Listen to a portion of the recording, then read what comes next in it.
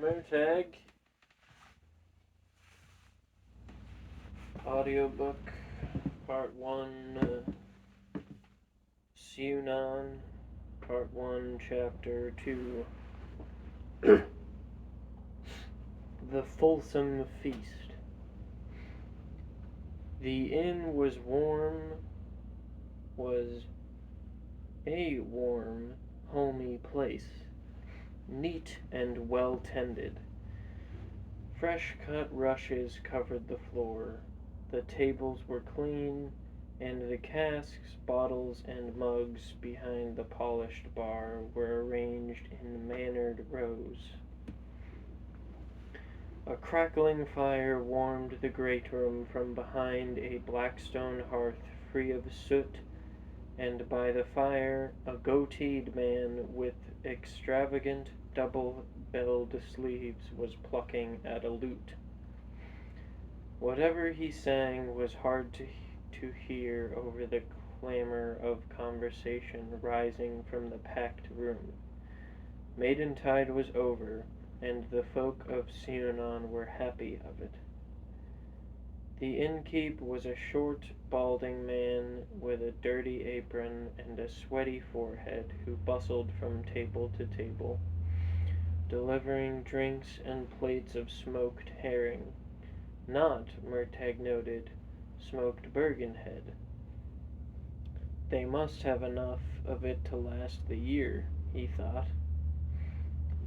He shook a scattering of snow from his cape and moved toward the one open-end table by the fire. As he sat, the innkeep hurried over and said, "Sigling Orifson at your service, master. Tornek of Terith." Sigling wiped his hands on his apron. "Honored, to be sure. And what might I get for you?" "Something hot from your kitchen.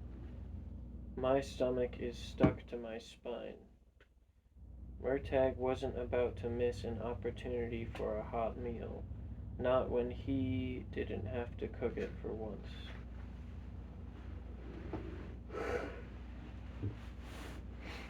"And for drink?" "A mug of ale, not too strong, if you please." And Murtagh pressed 3 copper coins into the innkeep's hand. Sigling was already moving toward the back room. "Won't take more'n 2 shakes of a lamb's tail, Master Tornek." Master Tornek. Hearing the name said back to him almost gave Murtagh pause. He hoped his old fencing instructor wouldn't have minded him using it, given how tarnished Murtagh's reputation was at the moment. He only meant to honor Tornek's memory, same as when he'd given him the name of his stallion, after Tornek died during their escape from Urubane. Annoyance caused Murtagh's brows to narrow. He never had found out what happened to the horse when Galbatorix had arranged for him to be ambushed and kidnapped in Trondheim. He looked around the room. The dock workers, fishers, and other inhabitants of Ceunon were a boisterous lot. Many an absent father returned from weeks at ship and sea to celebrate the Maidentide bounty. They seemed friendly enough. Still, Murtagh made sure he'd worked out the shortest path to the front and back entrances. It never hurt to be prepared. Saros was nowhere to be seen, but Murtagh wasn't concerned. The traitor was the one who had decided on the day of their meeting, and Murtagh knew Saros would sooner cut off his own hand as miss a chance to earn more of Murtagh's coin. A pair of laborers, masons, if their leather aprons and thick mortar-smeared arms were anything to go by, bumped into the chairs on the other side of Murtagh's table. They pulled the chairs out and he said, "Sorry, but I'm expecting a friend." And he smiled in what he hoped was an inoffensive way. One mason looked like he wanted to argue, while the other seemed to see something he didn't like in Murtagh's face. He tugged on his friend's arm. "Come on, Herc, let me get you a beer at the bar." "Ah, fine." Aight, hands off. But his friend kept tugging on his arm until the other man followed him toward the bar. Murtagh relaxed slightly. He really didn't want to get caught in a meaningless brawl. Then a name leaped out at him from the general hubbub of the common room: Aragon. Murtagh stiffened and twisted in his seat as he searched for the source of the word. There, the goateed troubadour plucking on his lute. At first the words of his song were hard to make out, but Murtagh watched the man's lips and concentrated, and by he made sense of them, and the troubadour sang. And so the dread Urbain, rejoice, rejoice, the dauntless dragon rider flew to fight, to free our land from danger and fright.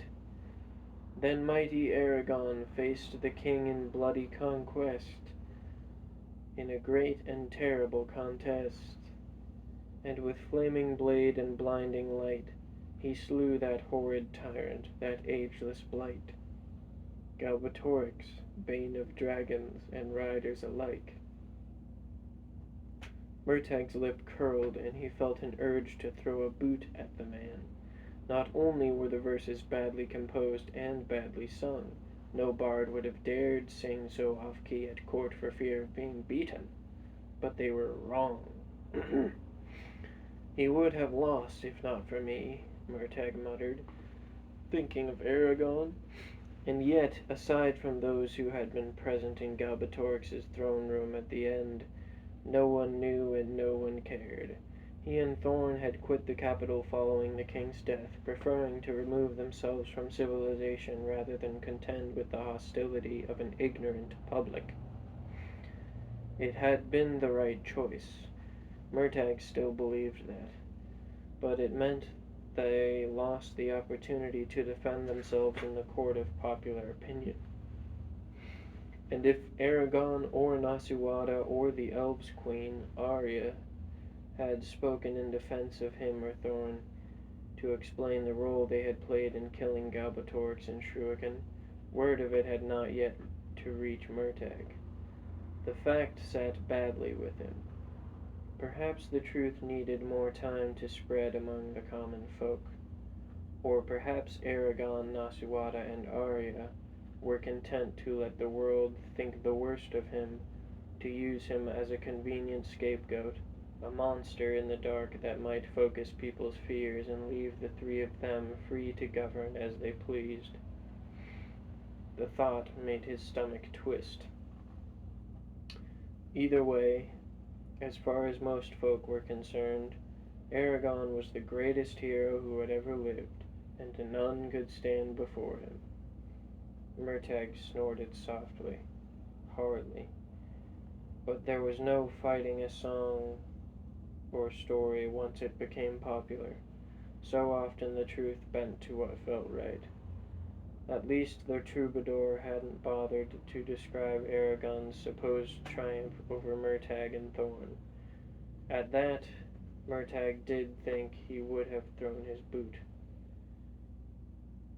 "And there you go, Master Tornak," proclaimed Sigling as he slid a plate and mug under his nose.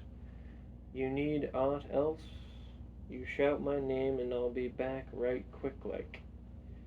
Before Murtagh could stop him, the innkeep rushed off to tend another table. Murtagh picked up the wrought iron fork on the side of the plate and started eating. Roast mutton and turnips with half a loaf of black rye bread on the table. Humble fare, but it tasted better than anything he'd cooked in the past 3 months. And though, as he'd requested, the ale was hardly stronger than water, That was all right, too. He wanted his wits about him in Ceunon.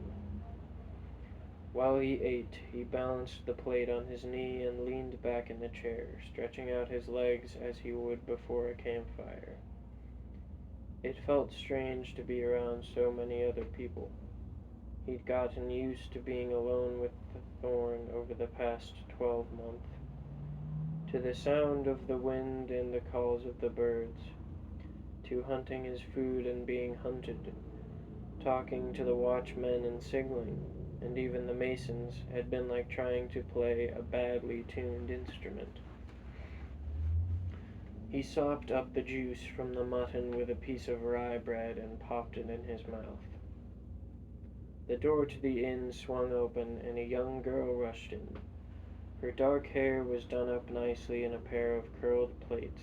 Her dress was embroidered with bright patterns, and she looked as if she'd been crying. Murtagh watched as the girl moved across the great room, light as feather down.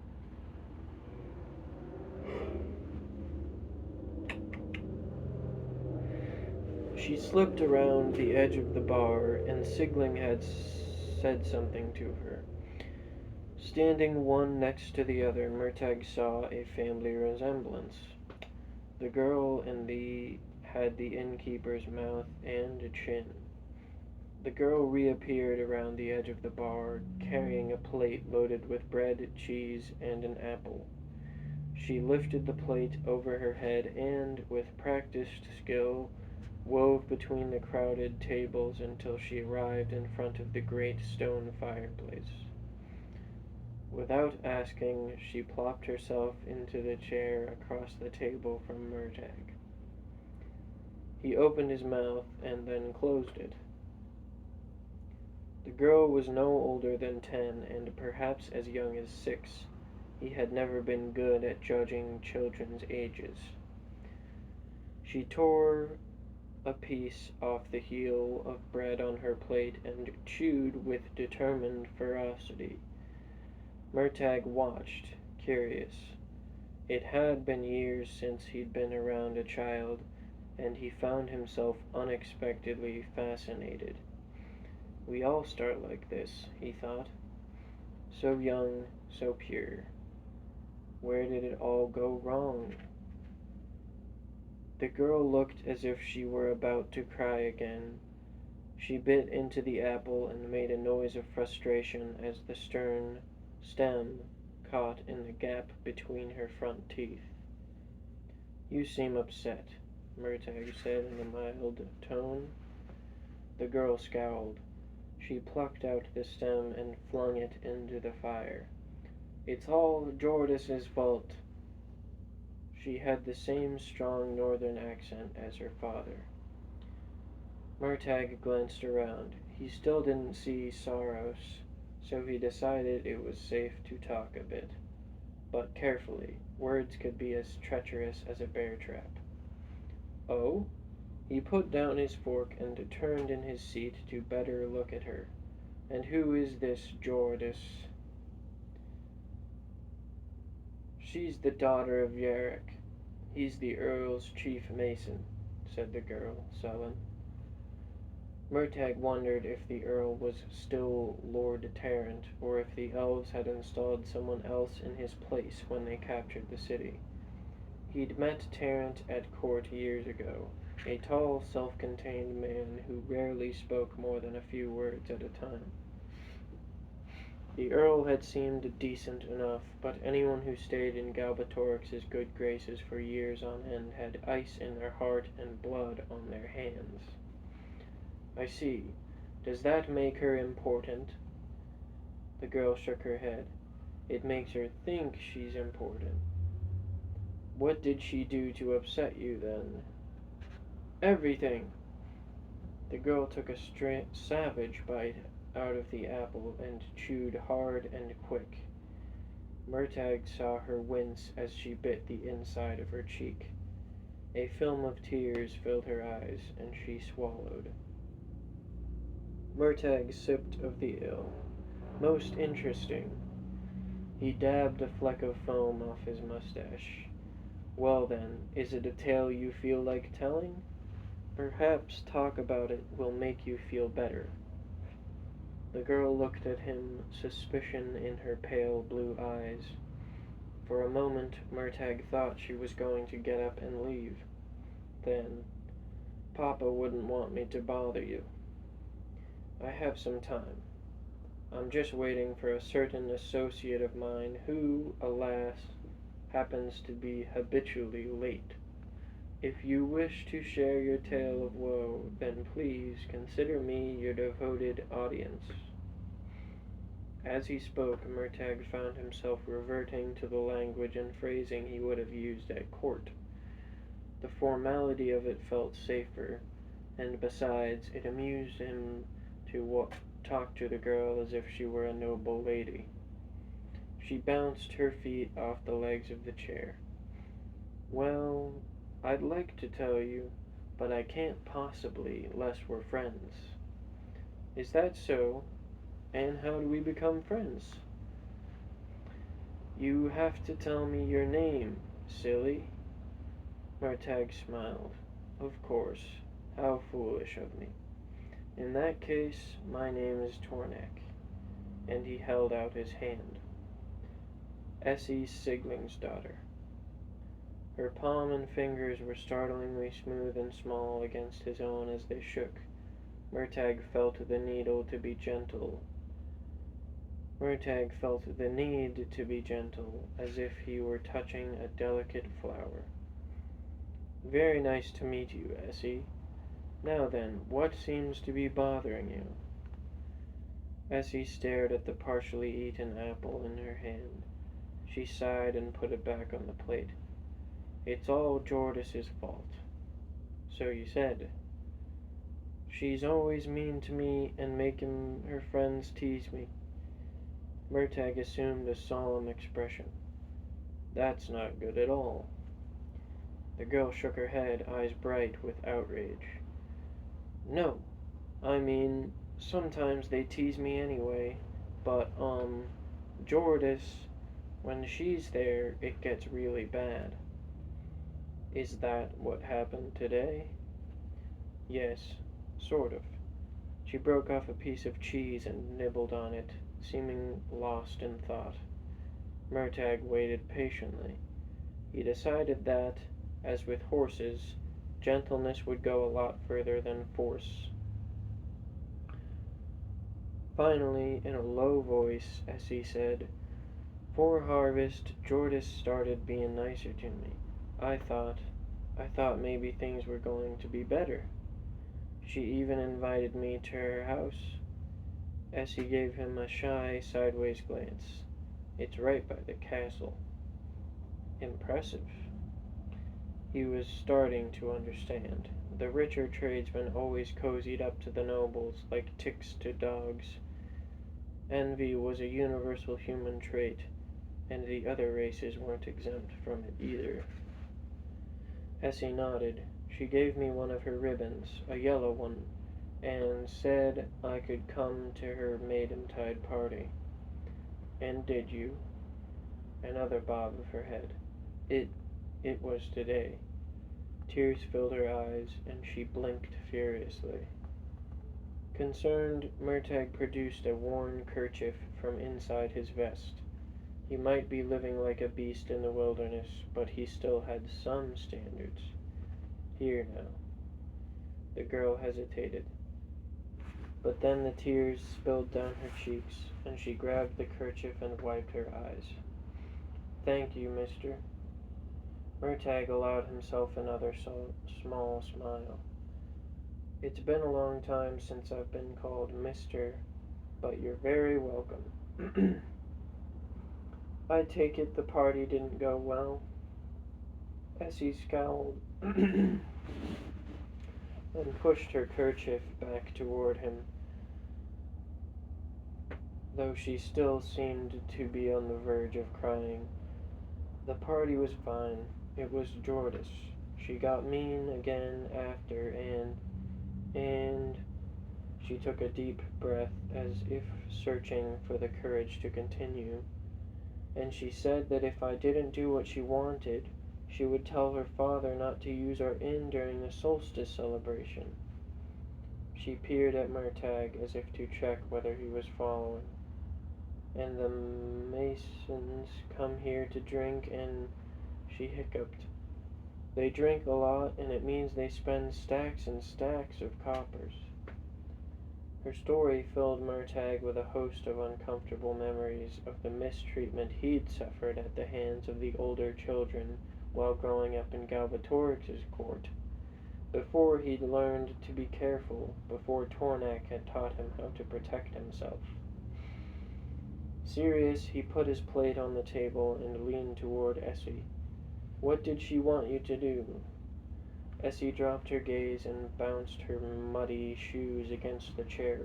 When she spoke again, the words came tripping out in a crowded rush. She wanted me to push Karth into a horse trough. Karth is a friend of yours? She nodded, miserable. He lives on the docks. His father is a fisher. Murtagh felt a sudden and intense dislike for Jordas. He'd known plenty like her at court. Horrible, petty people bent on improving their position and making life miserable for everyone beneath them. So he wouldn't get invited to a party like this. No, but Jordas sent her handmaid to bring him to the house, and Essie stared at him, her expression fierce. I didn't have no choice. If I hadn't pushed him, then she would have told her father not to come to the Fulsome feast. I understand, Murtagh said, forcing a soothed tone despite a rising sense of anger and injustice. It was a familiar aggravation. So you pushed your friend. Were you able to apologize to him? No, said Essie, her face crumpled. I ran, but everyone saw. He won't want to be friends with me anymore. No one will.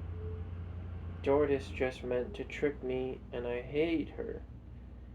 She grabbed the apple and took another quick bite. Her teeth clacked together. Murtagh started to respond, but Sigling came by on his way to deliver a pair of mugs to a table along the wall. He gave Essie a disapproving look. My daughter isn't making a nuisance of herself, is she, Master Tornak? She has a bad habit of pestering the guests when they're trying to eat. Not at all, Murtagh said, smiling. I've been on the road for far too long, and nothing but the sun and the moon for company. A bit of conversation is exactly what I need. In fact, he reached into the pouch under his belt and passed 2 silver pieces to the innkeep. Perhaps you can see to it that the tables next to us remain clear. I'm expecting an associate of mine, and we have some business to discuss. The coins disappeared into Sigling's apron, and he bobbed his head. Of course, Master Tornak. He glanced at Essie again, his expression concerned, and then continued on his way.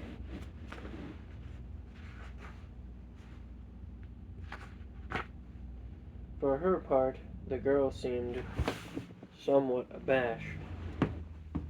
Now then, said Murtagh, stretching his legs out toward the fire. You were telling me your tale of woe, Essie Sigling's daughter. Was that the full accounting? That was it, she said in a small voice. He picked up the fork from his plate and began to twirl it between his fingers. The girl watched, entranced. Things can't be as bad as you think.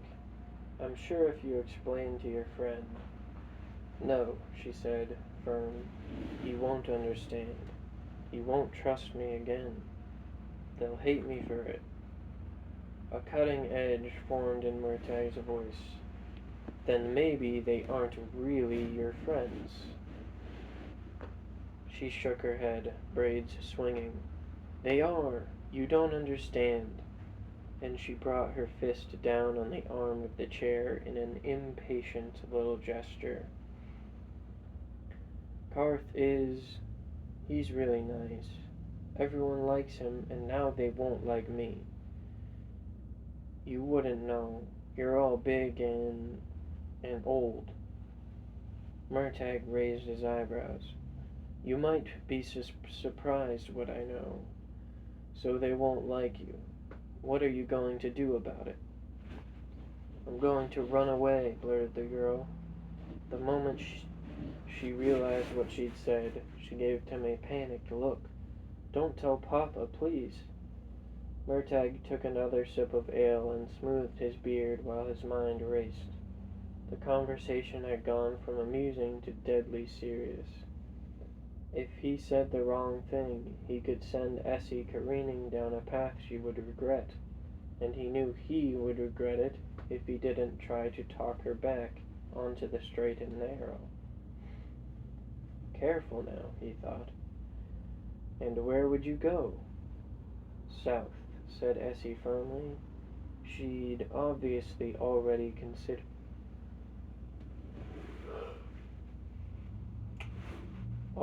considered the question. Where it's warm. There's a caravan leaving tomorrow. The foreman comes here. He's nice. I can sneak out and then ride with him to Gilead. Murtagh picked at the tines of his fork. And then the girl sat up straighter. I want to visit the Bayer Mountains and see the dwarves. They made our windows. Aren't they pretty? She pointed. They certainly are. Have you ever visited the Bayer Mountains? I have, said Murtagh. Once, long ago. Essie looked at him with renewed interest. Really? Are they as tall as everyone says? So tall the peaks aren't even visible. She leaned back in the chair, tilting her head towards the ceiling as if imagining the sight. How wonderful! A snort escaped him. If you don't count being shot at with arrows, then yes. You do realize, Essie Sigling's daughter, that running away won't solve your problems here. Of course not, silly, her expression said. But if I leave, then Jordas can't bother me any more. The utter conviction in her tone nearly made Murtagh laugh. He hid his amusement by taking a long drink from his mug, and by the time he'd finished, he'd regained his composure. Or, this is just a suggestion, you could try to fix the problem instead of running away. It can't be fixed, she said, stubborn. What about your parents? I'm sure they would miss you terribly. And do you really want to make them suffer like that? Essie crossed her arms. They have my brother and my sister and Olfa. He's only 2. She pouted. They wouldn't miss me. I'm very touched. What? He's only 2. She pouted. They wouldn't miss me. I very much doubt that, said Murtagh. Besides, think what you did with Jordas. You helped protect the Fulsome feast. If your parents understood the sacrifice you made, I'm sure they would be very proud. Uh-huh, said Essie. She didn't seem convinced. There wouldn't have been a problem if it wasn't for me. I'm the problem. If I go away, everything will be aight. And she picked up the apple core and threw it into the fireplace. A whirl of sparks flew up the chimney, and the sizzle of water boiling into steam sounded above the crackling of the logs. The girl's sleeve had ridden up, and her left wrist, Murtagh saw, a twisted scar, red and raised and thick as a rope. His lips pulled back from his teeth in an overly casual tone. He said, "What is that?" "What?" she said. "There, on your arm." Essie looked down, and a flush darkened her cheeks and ears. "Nothing," she mumbled, tugging the cuff down. "May I?" Murtagh asked as kindly as he could, and held out a hand. The girl hesitated, but at last she nodded, timid, and let him take her arm. She turned her head away as he gently pulled back the cuff of her sleeve. The scar crawled up her forearm and all the way to her elbow, a long, angry testament to pain. The sight of it put cold fire in Murtagh's veins, and he felt a sympathetic pang from his own furious mark on his back. He lowered Essie's sleeve. "That is a very impressive scar. You should be proud of it." She looked back at him, confusion lurking in her eyes. "Why? It's ugly and I hate it." A faint smile lifted his lips. "Because a scar means you survived. It means you're tough and hard to kill. It means you lived. A scar is something to admire." "You're wrong," said Essie. She pointed at a spot with painted bluebells on the mantel. A long crack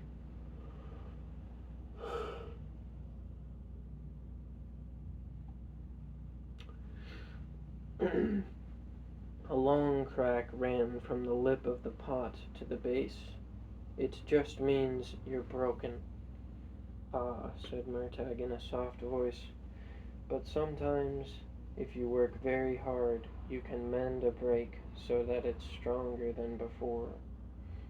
The girl crossed her arms, tucking her left hand into her armpit. "Jordas and the others always make fun of me for it," she said. She mumbled. "They say my arm is as red as a snapper, and that I'll never get a husband because of it." "And what do your parents say?" Essie made a face. "That it didn't matter. But that's not true, is it?" Murtagh inclined his head. "No, I suppose it isn't. Your parents are doing their best to protect you, though." "Well, they can't," she said, and huffed. No, they probably can't, he thought, his mood darkening even further. She glanced at him and seemed to shrink in her seat. "Do you have any scars?" she asked, soft, uncertain. A humorless laugh escaped him. "Oh, yes." He pointed at the small white mark on his chin, a gap in his otherwise full beard. "This one is only a few months old. A friend of mine gave it to me by accident while we were playing around, the big oaf." The tip of a scale on Thorn's left foreleg had caught Murtagh's chin, tearing the skin. It hadn't been a serious injury, but it had hurt badly and bled worse. Then he said, "What happened to your arm?" Essie picked at the edge of the table. "It was an accident," she mumbled.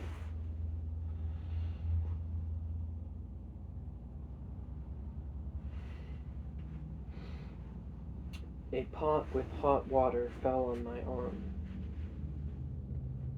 Murtagh's eyes narrowed. "It just fell on you?" The girl nodded. Murtagh stared into the fire and the jumping sparks and throbbing embers. He didn't believe the girl. Accidents were common enough, but the way she was acting hinted at something worse. His jaw flexed, teeth clenched. A warning throb sank down the root of his bottom right molar. There were many injustices he was willing to tolerate, but a mother or father hurting their child wasn't one of them. He glanced toward the bar. Maybe he needed to have a talk with Sigling, to put the fear of a dragon rider in the man. Essie shifted. "Where are you from?" "A long, long way from here." "In the south?" "Yes, in the south." She kicked her feet against the chair again. What's it like there? Murtagh inhaled slowly and tilted his head back so he was looking at the ceiling. The fire in his blood still burned. It depends where you go. There are hot places and cold places and places where the wind never stops blowing.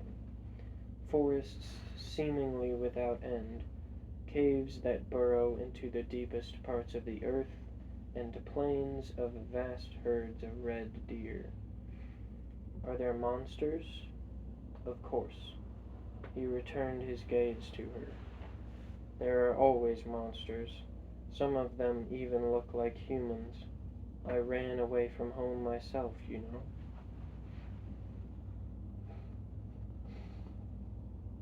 know. You did?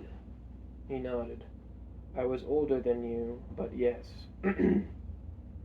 I ran, but I didn't escape what I was running from. Listen to me, Essie.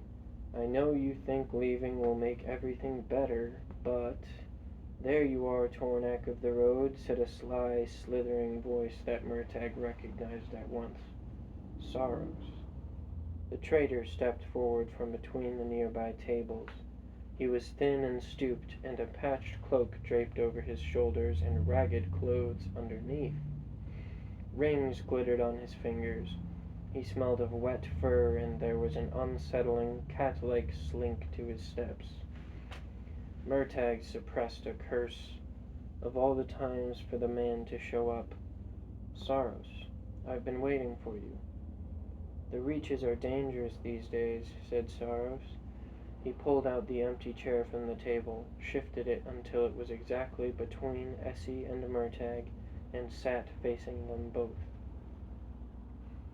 The girl edged away in her seat, wary. Murtagh glanced around the room. He spotted 6 men who had entered the inn while he wasn't paying attention. They were rough enough-looking fellows, but not like the local fishermen. They wore furs and leathers and had cloaks wrapped around them in a way that told Murtagh they were concealing swords strapped to their belts. Saros's guards. Murtagh was annoyed that he had lost track of his surroundings while talking with Essie. He knew better than that. A lapse in focus was a good way to end up dead or in prison. By the bar, Sigling kept close watch on the newcomers. The innkeep pulled out a leather-wrapped truncheon and laid it next to his washcloth as a silent warning. Despite Murtagh's reservations as to Sigling's character, he approved of his caution. The man was no fool, that was for sure. His attention returned to Saros as the traitor pointed one long finger at Essie. We have business to discuss. Send the youngling away. No, I don't think so, decided Murtagh. He hadn't finished talking with the girl, and in any case, keeping her around might have a civilizing influence on Saros. The man was uncultured at best, and downright offensive at worst. I have nothing to hide, Murtagh said. She can stay. He glanced at her. If you're interested, you might learn something useful of the world by it. Essie shrank back in her chair, but she didn't leave.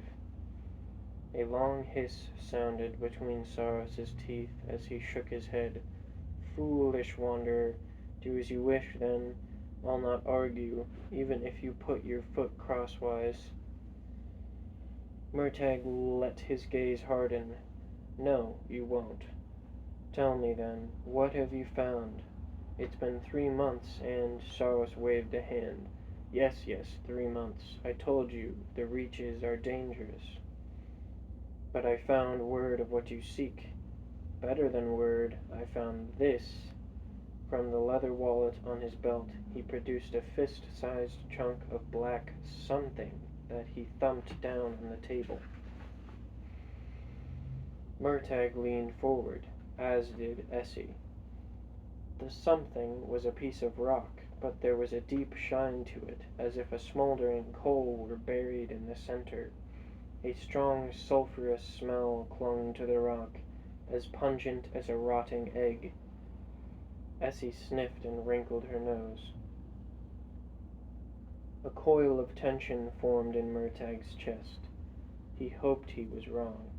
He'd hoped the whispers and warnings had meant nothing. Beware the deeps, and tread not where the ground grows black and brittle, and the air smells of brimstone, for in those places evil lurks. So the ancient dragon Umaroth had said to him ere he and Thorn had left on their self-imposed exile. Murtagh had prayed that Umaroth was mistaken, that there wasn't some new danger rising in the unsettled regions of the land. He should have known better than to question the wisdom of a dragon as old as Umaroth. Without taking his gaze off the rock, he said, "What exactly is that?" Saros lifted his shoulders. Suspicions of shadows are all I have. But you sought the unusual, the out of place, and that there doesn't fit in the normal frame. Were there more, or Saros nodded. I am told. A whole field scattered with stones. The coil tightened in Murtagh's chest. Black and burnt, as if seared by fire with no sign of flame or smoke, said Saros. Essie said, "Where is it from?" Saros smiled, and the girl shied back. As with so many of the horse folk from the central plains of Allegasia, Saros's teeth were filed to points. For Murtagh, the sight was an unpleasant reminder of another, even less pleasant man with similar teeth, Durza. "Well now," said Saros, "that there is the nub of it, youngling." "Yes, indeed." Murtagh reached for the rock, and Saros dropped a hand over the shiny chunk, caging it between his fingers. "No," he said. "Coin first, wanderer." Displeased, Murtagh fished out a small leather pouch from the inner pocket of his cloak. The pouch clinked as he put it on the table. Saros's jagged smile widened. He tugged loose the pouch's drawstring to reveal a gleam of gold coins inside. Essie sucked in a sharp breath. Murtagh doubted she'd ever seen a whole crown before. "Half now," said Murtagh, "and the rest when you tell me where you found that." He poked the rock with the tip of a finger. A strange choking sound came from Saros. Laughter. Then he said, "Oh no, wanderer, no indeed. I think instead you should give us the rest of your coin, and perhaps then we'll let you keep your head." Across the common room the fur-clad men slipped hands under their cloaks, and Murtagh saw the hilts of swords half hidden beneath.